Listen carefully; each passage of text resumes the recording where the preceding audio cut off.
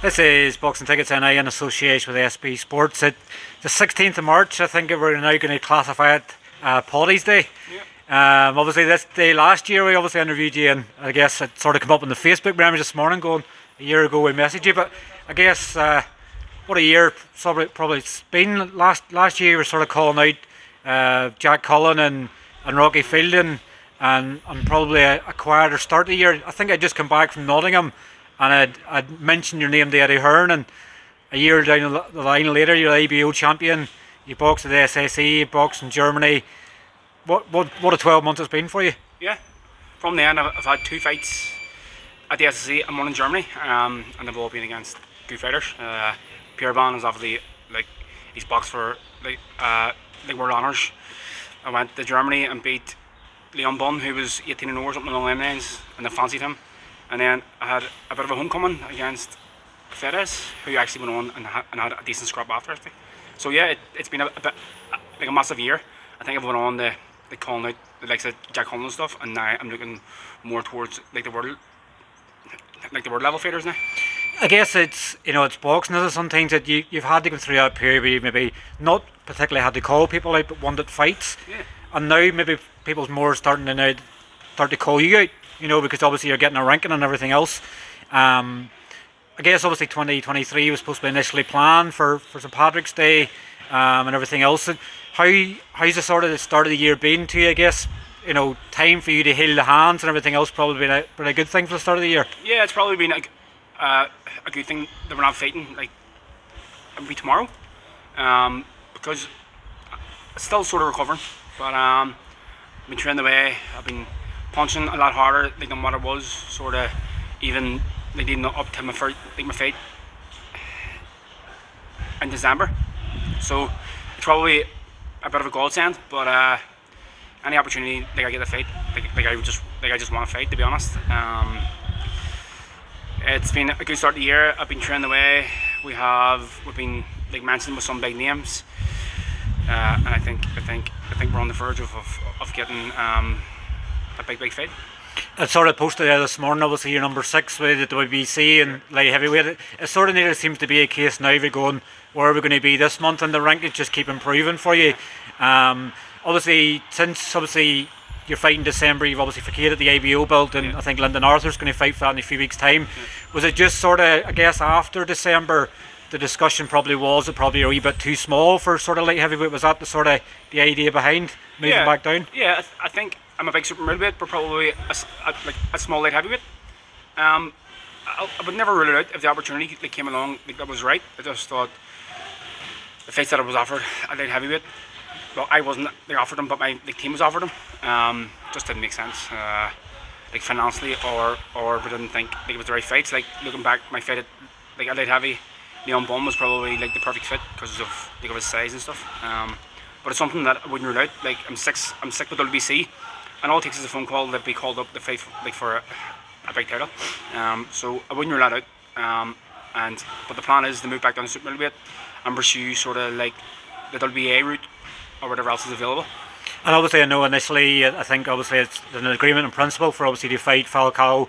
It looks like the Mick Conlan obviously fight's going to be announced in the next few days. The SSE just seems to be your home. It's like, I think you joked to someone the other day and you said, if Mick Conlan's fighting in the SSE, Padraig McCrory's fighting in the SSE, it's just your home for you now. Yeah. It's brilliant because at the start it was the Davnish, which is a great venue, small, loud, and my fights are were always class, and I'll forever remember them. But now to be saying that the SSE is my home, which is a big arena, it's great. It's something that, again, looking back, I was only hoping to fight there once, and now it's kind of the place where I'm going to fight from now on. And I guess I know the initial sort of Jamie was sort of saying as well, if Mick and Lopez wasn't going to be done, it was going to look like you were going to headline an SSE card. So do you sort of look back, and I guess you get used to these moments now, but when Jamie's sort of saying there's a potential for you to headline the card, are you going, no, you're having a joke sort of thing, does it feel real to you? Yeah. Well, it's kind of now, I've reset my goals, and a goal now is the headline show at the SSE, and if I don't do that, I'll feel like I've missed out on something, and I missed out on a big opportunity. So I think it's doable with a decent undercard. Like the SSE, it doesn't have to be like a big full arena all the time, so you can make it like the suit, and it's something that I want to do now. Obviously Canelo Ryder, obviously Canelo's come back down, obviously defending his undisputed belts. I guess you been back classified in that weight class as well. Probably Ryder probably shows in some ways that, you know, you can get there. I guess sometimes you have to be the name for Canelo. You know, where you're seeing obviously now John Ryder getting this opportunity, do you sort of envisage, you know, potentially you getting an opportunity, Canelo maybe later on in the year, the start of next year? Well, I think Canelo always has a bit of a... It's not fair to say about John Ryder because he's had some massive wins. He fought Smith and was slightly unlucky. He beat Jacobs, but it shows like Canelo would fight like a British fighter and then go on and fight a mega fight, and that's what he seems to do. So it's very unlikely that he's going to fight like anybody sort of like the John Ryders. Like in his next fight, you're probably looking at Belleville or the winner of Plant and Benavidez again. It tends to be like he has a bit of easier fight like earlier on, and then he'll fight a big fight next. And he's a superstar, but again, I put myself in a position where a fight with him is possible, unlikely but possible. His career changed as well. Like obviously, you know, you could fight Canelo and you wouldn't have to fight again. The money you would obviously make from it. Yeah. And then anybody who's probably ever fought Canelo, they've always got better money afterwards. So it's always looked good for them afterwards. Not to say that you'd ever go into a fight thinking I'm going to get beat, you know, but you know that it changes your career afterwards. It's like Floyd Mayweather was. You fought Mayweather and you became marketable for everybody else. Canelo's he's the mega star in boxing, isn't he? And a fight with him like would be a dream. But listen, I have like different avenues to go. I'm trying to pave my own path, and kind of I said the other day, it's kind of what will be will be. Like I can't change who other people are going to fight. All I can do is take my opportunities, which I've done so far, and I plan to keep doing. And I guess obviously what Katie Taylor obviously coming up the week before, you know, it's looking like obviously it looks like a massive occasion obviously for Irish boxing, and the fact that you're going to have Katie Taylor in Dublin one week and then obviously Mick the following week in Belfast. Like I know sort of a lot of it's not out there yet, but Jamie's obviously predicting a massive card in Belfast. I guess as I say, it's just when it's your second home now, you're sort of going, you just can't wait to experience that atmosphere again, and every time you fought in the SSE, the fan base is growing as well, so it's nearly getting to the stage more people's going to shout for you than shout for anybody else in the card. Yeah, I build a massive fan base. I don't really like to call the people fans. It feels like Friends? Like I'm getting a bit above myself, but like I look about and nearly every second person like I know, so they're friends and family and extended family. Like it's massive for me, and like I just say, it's getting louder and louder and better and better. So if I get a big fight like on that card, it's going to be amazing. I'm hearing whispers of other people on the undercard and like other fights, and it's going to be very, very good. You've Katie Taylor the week before, so you have 2 world title fights back to back in Ireland, which I don't think has ever happened before. 2 massive events. It's great to see for Irish boxing. What obviously touching the domestic obviously scene, because obviously over the last year the domestic scene sort of what got you, you know, catapulted you. Obviously the Steve Collins fight in 2019 in the Fela sort of catapulted you. Obviously over the last 12 to 18 months the domestic scene's thriving, you know, and it's sort of saying to Jamie that every card now, and obviously Ireland needs to have a domestic fight in some way. Obviously you're proof in the pudding, obviously when you win, obviously what can come afterwards, but obviously what have you thought of the domestic scene over the last year or so? Yeah, it's been like amazing to see, even like Murph fighting a few domestic fights, like my own club, and then you have the Galway show. You're going to have like a rematch with Jimmy Morrissey and Cam Cornan, which is a good fight, and like I'm really looking forward to that. Fergus Quinn and Graham McCormick. Graham McCormick, I think, has done amazing. Like I met him 6 years ago in Manchester, and his story's like amazing. So I'm looking forward to that, and I wish him all the best as well. But it's great. I personally think my fight with Sean McGlinchey gets like passed over because we took that fight on 24 hours notice. He was a Commonwealth medalist. I was an Ulster senior champion. He was an Ulster senior champion. I think that people don't look back on that as a big domestic fight when at the time it was massive for us. But again, the domestic scene's amazing, and like it's great to see. obviously when I finally finished, and obviously some questions. Obviously put up a thing on Instagram this morning. So, obviously the first question is pretty much already announced, but obviously your next fight is obviously looking like the 27th of March in the SSE. Yeah, it's very, very likely. There is other options on the table, as far as I'm aware, but May 27th is what I'm aiming for.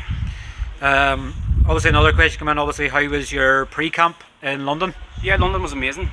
Training with people like Mick and seeing like Harlem Eubank and Abbas and the rest of the lads. They're all top quality operators.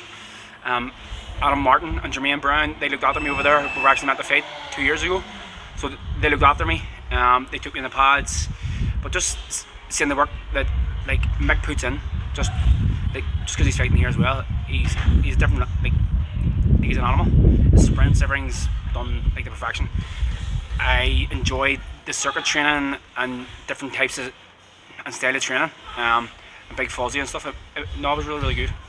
On another note, obviously seen a picture of Jamie. It looked like he's sweating. Did somebody soak him with a bucket of water, or was he actually training? No, Jamie jumped in with this, and I think he done it like to make me feel comfortable. But he's back training, and there was a lot of jokes about him, making a big comeback. He's 35, I think, just so who knows.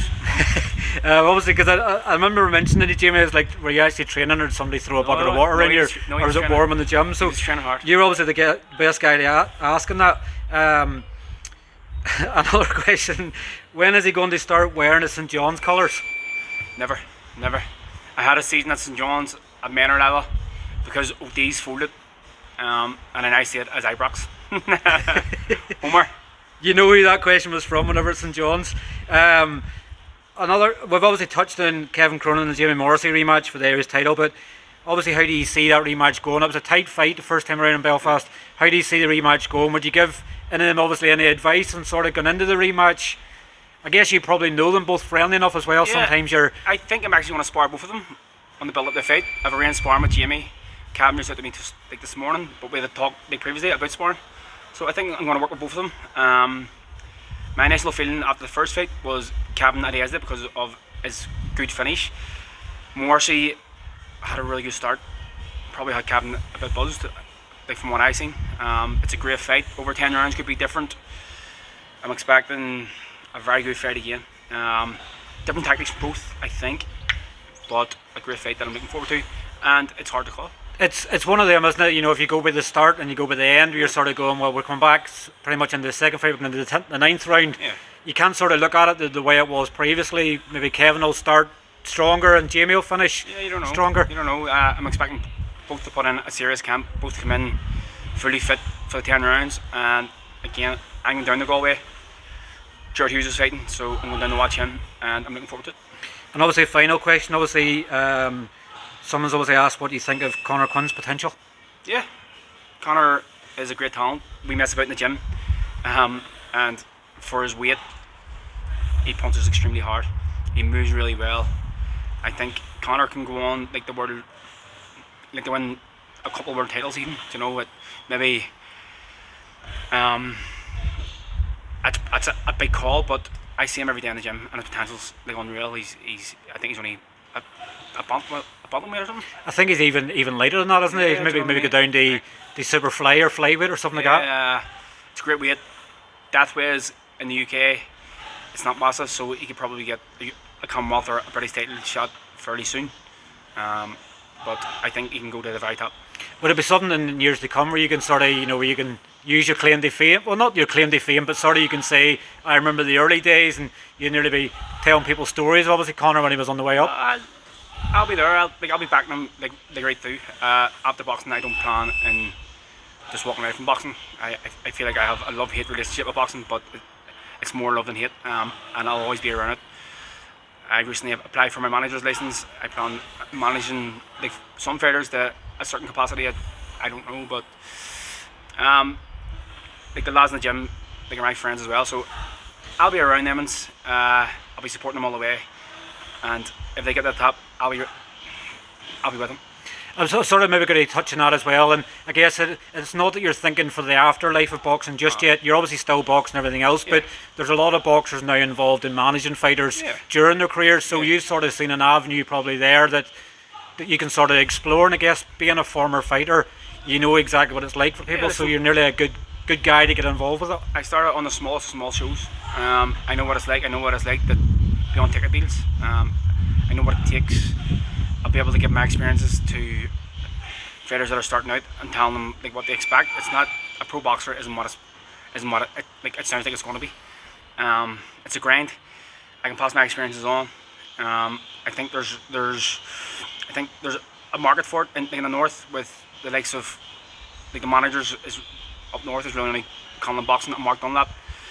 Both stables are probably full at the minute, so I think for the small hall shows where I came from and you can go further, there's a market there for that. And I've spoke to a few big people like Jamie and so forth, and he said that he'll help me like in any way by giving me slots and shows and stuff like that.